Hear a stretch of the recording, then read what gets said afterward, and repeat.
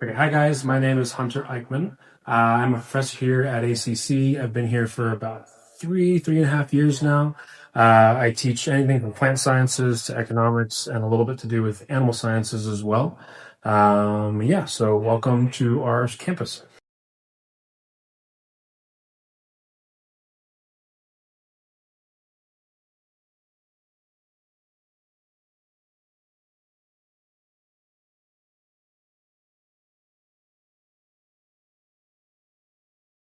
This is new.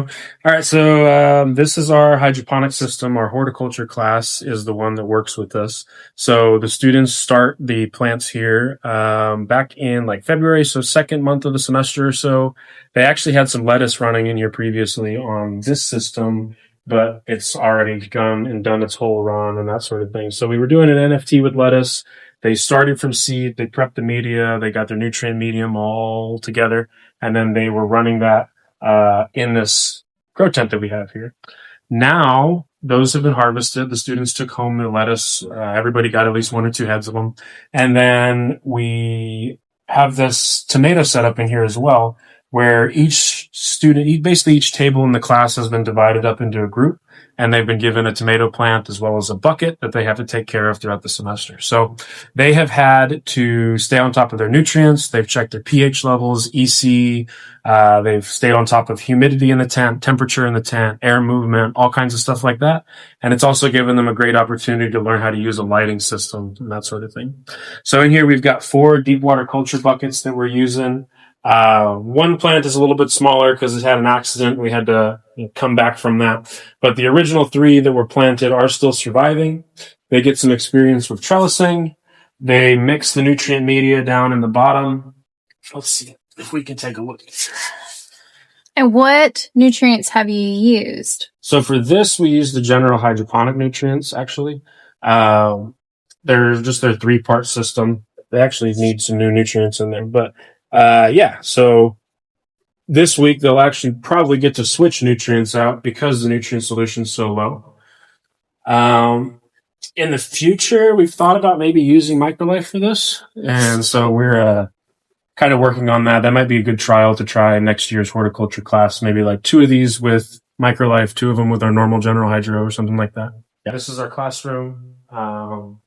Pretty much all of my courses, except for the online ones, are taught in here. We've got anything from horticulture to animal science, agronomy. Professor Rugg teaches an intro to sustainable ag class that also covers a lot of like the socioeconomic stuff going on in agriculture right now. So it's kind of a wide array of just a little introduction into every part of agriculture. I will say we're mostly plant focused. Most of our classes are there, but it's quite a range of stuff that we teach here, and pretty much all happens in this classroom.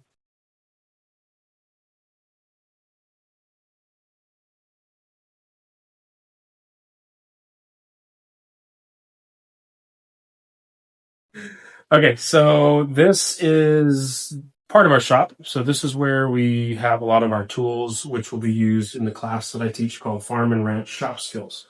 So that class is designed, I'm not going to turn you into, a pipeline welder or something like that by the end of the day. But if you clip your fence with the tractor and you messed up the fender on the tractor and you broke the fence, I can teach you how to fix things like that. So it's kind of an introduction to the different areas of ag mechanics.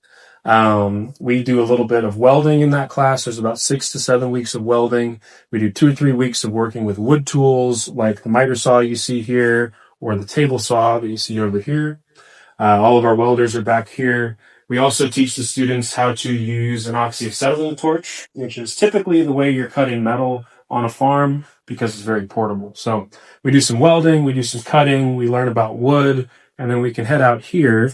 For example, right here, this is one of your common 1-cylinder engines. This one's made by Briggs & Stratton, but pretty much everybody that's got one of these 1-cylinders has copied the same design. So all that is to say, we learn on an engine that is pretty much on every lawnmower, on every small piece of equipment like pressure washers and wood splitters and all kinds of things like that. So students will take this entire thing apart. They'll learn fuel, air, compression, spark, the 4 things you need to make an engine run. Each of those systems for those 4 things, and put the whole thing back together, and it has to work. So not only do they take the entire thing apart, but they put it all back together and it has to run afterwards. So the class is actually in that unit right now, and they're having a lot of fun with it. Basically, these would be cut, and then this would be for our mason bees and solitary wasps and things like that.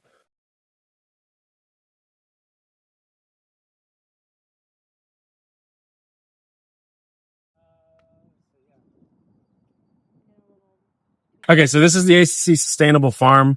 This is where we host a lot of the hands-on parts of our classes. So whenever our students are in our labs and looking for experience, hands-on learning, experiential learning, this is where all of it happens. So we have about 14 acres out here that we run sheep on. We've got a small market garden, an orchard, a greenhouse, hemp research, as well as an incubator farm that we'll go and take a look at here in just a moment. So this here is our greenhouse. This is where everything is started at.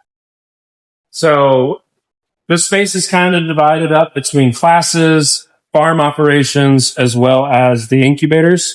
So we have some tables that have been dedicated to our class. They're kind of empty right now because we have all of our plants outside hardening off for our pollinator garden. But everything that you see in here, these are all veggies that have been seeded up that will be put into our production plot out here and then sold at our markets on Mondays and Wednesdays. Monday market's here at Elgin on the Elgin campus. The Wednesday market is actually over at the Highland campus. Don't know the road off the top of my head, but it's where the big ACC letters are outside. We have the market right behind that every Wednesday afternoon from 1 to 4. And that's going to be ran by our farm manager, Matt Olson, and our senior lab assistant, Miranda Maldonado.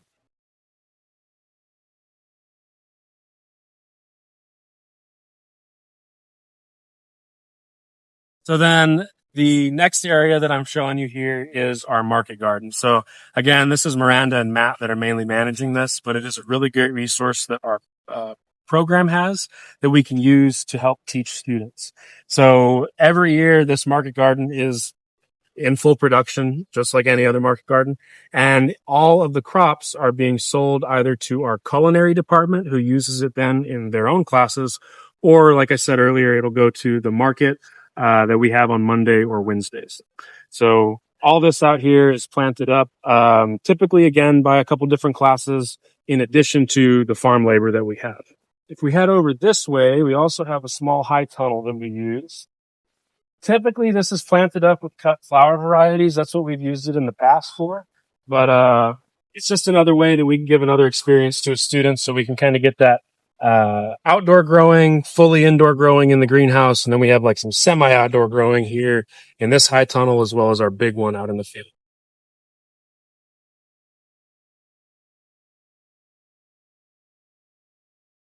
So this plot right here that we're standing in is part of the ACC Incubator Farm. Technically, the incubator farm is open to any of our students, alumni, or associated community members. And so what that is they get anywhere between 0.15 and 2.25, basically a quarter acre, to start their farming business on. So it's a low rent. It's basically a little bit below market rate. They get the quarter acre to get started on so that they can establish where they're going to sell at, production system, how they're going to do things. And this should set them up to basically be able to apply for loans through the USDA, NRCS, things like that, so that they can get on being a young farmer. Also, it's a great way for them to figure out, do I really want to do this every single day, day in and day out, right? Rather than go and take the loan, get the land, and have the problem later. We could have that problem now kind of with training. But the specific plot we're standing in is actually the Ag Club's plot. So they have one of the plots out here on the incubator. That's made up of students that are currently in our department. There's a really awesome person, two people that are heading it up, Brenda and Chandler. They've done a lot of work out here from it being just a bare plot, 2 years ago to what you see now. They're also getting to use a really cool product from a local partner. So when you see the video here in just a moment, or when you look around, you'll see that the rows are all covered by a fabric That fabric is actually made out of a hemp fiber that was produced up in Taylor, Texas by a guy named Lucas Evans of E3 Agriculture. And he put that, he sold it to us so that we could give it a try as row cover. And it is doing a great job at covering our walkways. The stuff around the border has been out for over a year and it's doing great. But so this is a student club plot that we're getting to try some cool products on. And so if you can't maybe bite off an entire incubator, this is a way our students can still get out here, get their hands dirty on their own, try some things, get some experiential learning that way. Next plot is going to be our hemp farm. So we are doing research on industrial hemp. Now that is not anything psychoactive. So we're not growing any THC, CBD, no flower, anything like that. This is all for fiber production. So what we're looking to do is to produce the hemp plant so that we can make things out of it. Now, you might have heard that before. They've done anything from clothing to airplanes to buildings and anything in between that has been made out of hemp or some kind of hemp composite. So the reason we're interested in it is not because it could just be made into a bunch of things, but also because it doesn't use a lot of water. So we know here in Central Texas, among many places in the earth, that we're tough on water, right? We need water, or at least need crops and things like that aren't going to use as much water, right? So we can offset some of those negative things that are happening. So the idea is that this is an area where you might see cotton production, corn production, other field scale crops like that. And if we can get some hemp varieties that grow well here, continue to do research on them, maybe we can see some adoption in the general area. And so we can start getting hemp growing, which is going to be better on our water strain and that sort of thing. But yeah, so it's starting out with just a small project right now where we've got about 4 or 5 varieties that we've put down. And we're just trying to see which one of them is going to grow the best. Once we kind of determine that, then we're going to keep going forward. And so I've got a student worker, Raul Castillo. He's been helping me with this for the last 8 months or so. It's finally up and running. We planted last week on Thursday. We had a class of students out here that learned how to seed into a larger field like this. And yeah, so hopefully we should be getting some germination this week, especially with all the great rain we've had. And then we will be growing hemp out here. The end goal of this first crop is going to be to maybe try to build a shed out of what we actually harvest after we take all the data and stuff. 4 varieties in each plot, replicated 4 times so that we have some replication, basically proving our accuracy. And yeah. So the students got a really good experience learning how to do an experiment, how to set up an experiment, how to seed on a larger scale like that. And then they'll continue to get experience doing research and stuff like that through this project. Oh, this is our pollinator garden. This was put in my first semester here with my horticulture class, and my horticulture class does maintain it in addition to working with the public during Earth Week. So next week, we know Earth Week's coming up. On Wednesday, during the horticulture lab, we're going to have members of the community, student honor club, all kinds of stuff like that out here working on our pollinator garden. We are one of the only campuses in ACC that has a pollinator garden, so we're pretty proud of that. And yeah, so my students will actually be teaching members of the public how to transplant plants, how to put fertilizer down, all that kind of stuff. And so the fertilizer that they will be using is going to be Microlife, not the specific one. We're going to use Microlife Ultimate, but we really like using Microlife because it's not, I have a lot of beginner farmers, beginner horticulturalists, that kind of thing.